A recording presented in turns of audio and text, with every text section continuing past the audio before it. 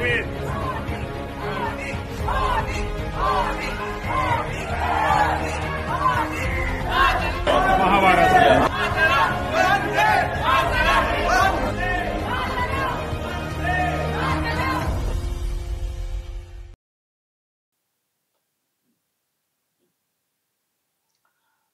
দেখুন, পিএম মোদি আজকে সাক্ষাৎ করেছেন দুজনের সঙ্গে, আব্দুল্লাহ আল বরুন এবং আব্দুল লতিফ। তারা কারা? আব্দুল্লাহ আল বরুন যেটা করেছেন, রামায়ণ মহাভারতকে আরবিতে ট্রান্সলেট করেছেন এবং আব্দুল লতিফ হচ্ছেন পাবলিশ করেছেন। এই দুজনের সঙ্গে আজকে সাক্ষাৎ করেছেন ভারতের পিএম নরেন্দ্র মোদি কুয়েতে। তার মানে আরবিতে এবার থেকে রামায়ণ মহাভারত পড়তে পারা যাবে। কি হবে তাহলে?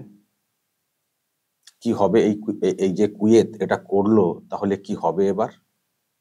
সব তো জাহান্নামে চলে যাবেন এই সব লোকেরা, তাই না?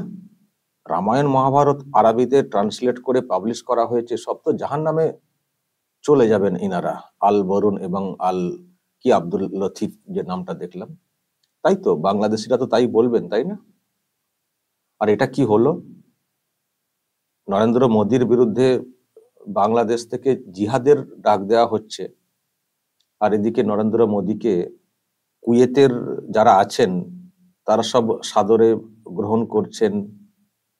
এটা তাহলে কি হচ্ছে? এ তো মুশকিল হয়ে গেল মনে হচ্ছে কুয়েতের যারা দায়িত্ব রয়েছেন তারা, এবং যারা সব এইসব করেছেন, রামায়ণ মহাভারতকে ট্রান্সলেট করেছেন, সব তো জাহান্নামে, তাই না?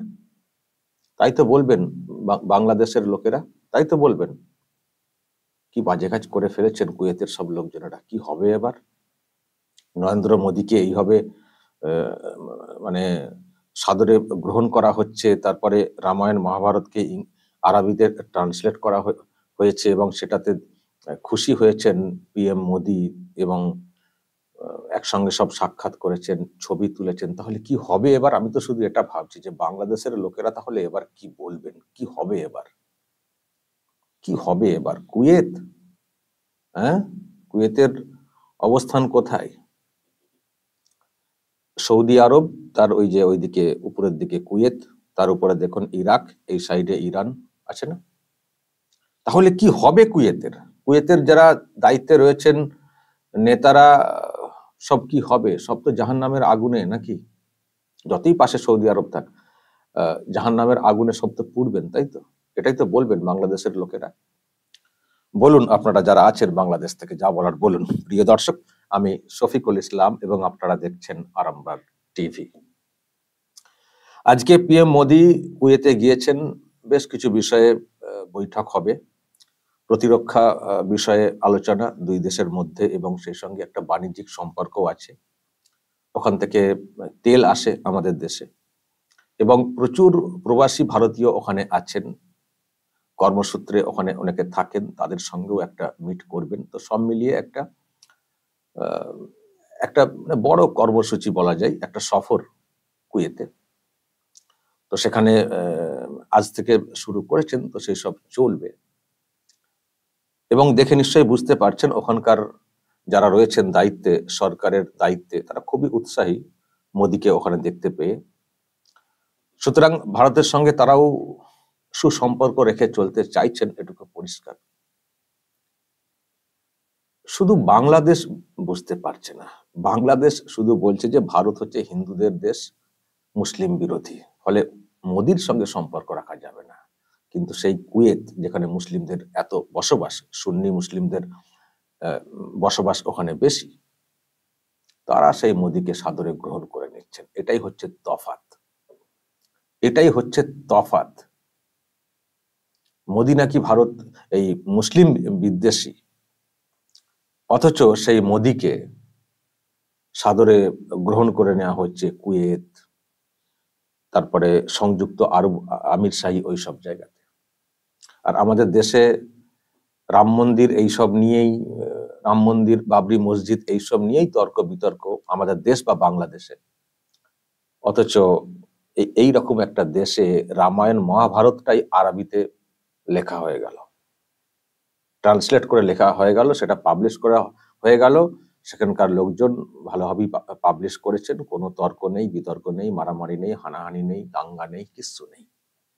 এবং সেটা ভালো করেছেন বলে মোদির কাছে তারাও সম্মান পেয়েছেন যে খুব ভালো কাজ করেছেন আপনারা। এটা তাহলে কি হলো? আমি শুধু বাংলাদেশের লোকজনদের কাছে জানতে চাই যে এটা তাহলে কি হলো? সব সর্বনাশ হয়ে গেল মনে হচ্ছে, সব কাফের হয়ে গেছেন, তাই না? ওই কুয়েতের লোকেরা খুব খারাপ, খুব খারাপ।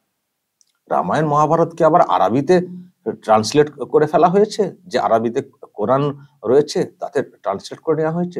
বিরাট বাজে, বিরাট বাজে, এটাই মনে হয় বলবেন। কিন্তু এটাই হচ্ছে তফাৎ, ভাবনার তফাৎ, মানসিকতার তফাৎ।